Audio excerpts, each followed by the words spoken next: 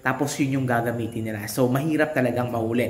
Pero, talagang ang kailangan lang gawin ng mga magte-trade sa atin or yung mga kinakailangan magpa-trade, ang kailangan nyo lang gawin is talagang mag-legit check kayo. Magpa-legit check kayo, i-check nyo yung profile link, i-check nyo.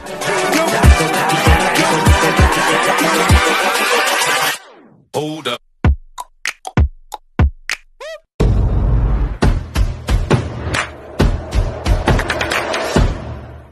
And hello, magandang araw po sa inyong lahat and welcome back po dito sa Almontero Tutorial. Ayan, so marami akong natatanggap na mga messages na siguro hindi pa nila napapanood yung first upload ko about GPO. So ang daming nagsasabi sa akin na, Sir, paano po mag-convert ng GGibs gamit ang GPO? Paano po gamitin ang GGibs gamit yung BPO? Sir, hindi na lang po ako magpapatrade sa inyo kasi sabi po ng kasama ko, may GPO daw po doon. Pwede daw pong i-trade doon yung GGibs. Ayan po yung mga madalas kong nare-receive na message galing po sa ating mga subscriber and galing po sa mga nagko-comment sa atin. So, unang-una sasabihin ko lang po sa inyo, so ano ba yung GPO? Yung GPO is, ito yung tinatawag nating GCash Pera Outlet. Okay, so ito yung mga may mga businesses, like ito yung ginagamit sa paglo-load, pay bills, and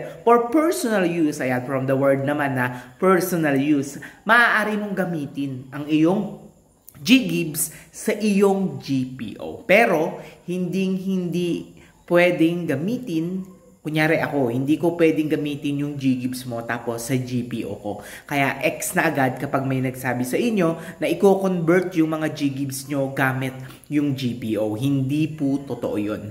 Yes, dahil ang GPO po ay pang sarili lamang. So halimbawa, dito sa GCash Pera Outlet mo, itong negosyo mo is naglo-load ka, nagpe-pay bills, and nagkataon naman na meron ka ding GGibs. Ayan. So, para magkaroon ka ng laman or para magkaroon ng laman yung iyong GPO, ang ginagawa ng iba is nagka-cash in sila or nagdadagdag pondo sila. Yan yung word Yan yung word sa GPO. Nagdadagdag pondo sila gamit ang kanilang mga GGibs. So, nasa tutorial ko yan, pero ituturo ko pa rin sa inyo kung paano ito gagawin. So, panoorin po natin ito.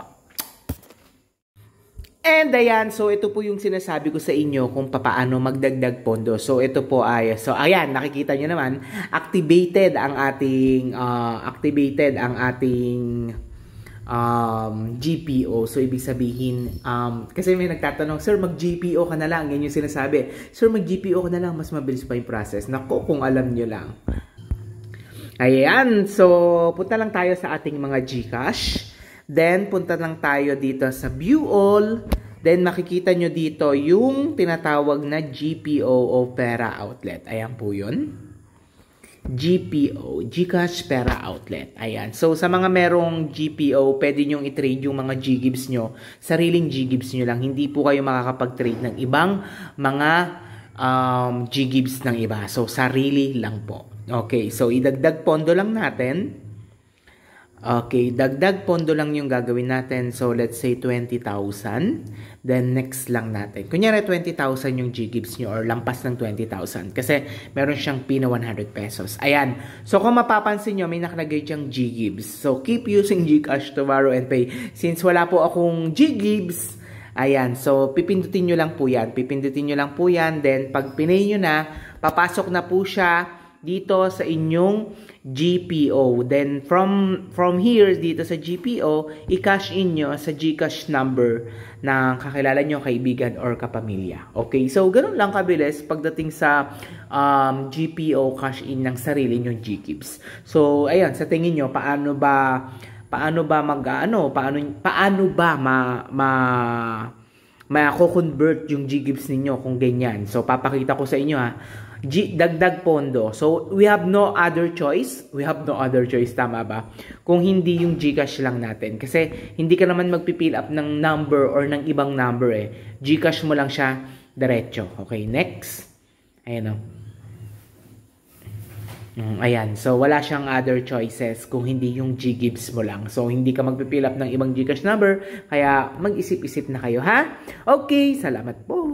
Yan, so napanood nyo na po kung paano gamitin yung ating Ggives sa ating sariling GPO. So kaya kapag nagtry ka, halimbawa ikaw naghahanap ka ng mapapatradean, binigyan kita ng process, tapos ang isasagot mo sa akin, ay sir, may nahanap na pala akong GPO, magpapakonvert po ako doon kasi sabi nila activated na daw po yung GPO. Nako, mag-isip-isip ka, baka mamaya bumalik ka sa akin, sasabihin mo, sir, na-scam po ako. Ayan, madalas yung nangyayari. Binigyan ko ng pagkakataon or nakachat niya na ako Nakachat na ako ng mga iba, tapos biglang magsasabi, sir, may GPO pala sa kabila, doon na lang po ako magpapatrade kasi mas mabilis po doon.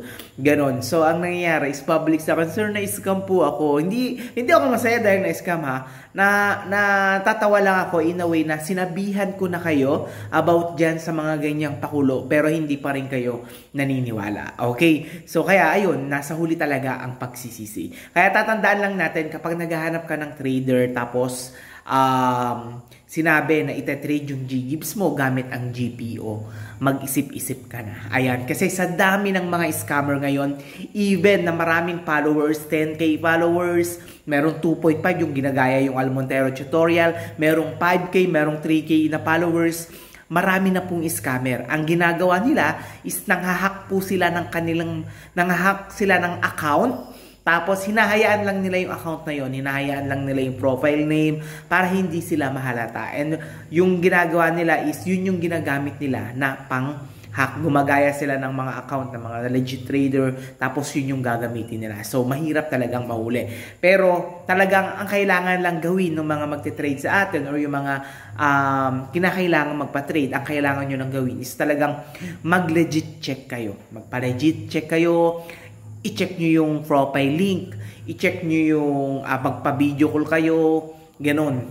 Tapos, ang gawin nyo, i-check nyo yung mga posts, kung sino-sino yung mga nagko-comment, i-check nyo yung mga may angry reacts, ganun. Pag mga ganyan, i-X mo na yan. Pag nakalock yung profile, mag-ingat po kayo dahil sobrang daming scammer sa mundo ng trading. Okay? So, ang ating dito is, tandaan nyo po na pansarili lang yung tinatawag nating GPO, dagdag pondo gamit ang iyong Ggives. So kung may Ggives ka, may business ka about GPO, ayan, pwede mong i-trade yung sarili mo. Pero kung ikaw, ite-trade mo yung Ggives mo sa ibang GPO, tandaan mo na hindi po totoo yan at ikaw po ay mag-iingat. Okay? So, sa mga nagtatanong naman, so kami po ay nag-trade po kami ng mga virtual money through pay bills like mga credit cards, like electricity, water bills, meron din kaming mga insurance. Ayan, tinetrade po namin yung mga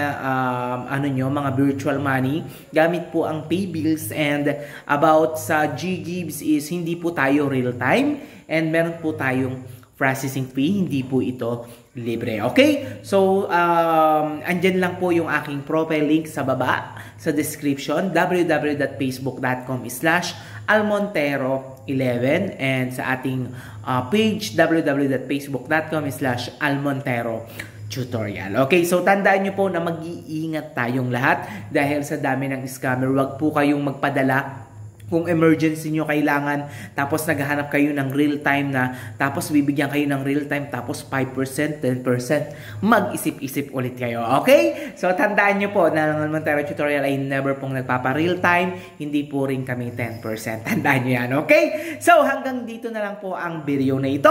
Once again, I'm Adrian Montero dito sa Almontero tutorial. Mag-ingat po tayong lahat. God bless us all. Thank you so much!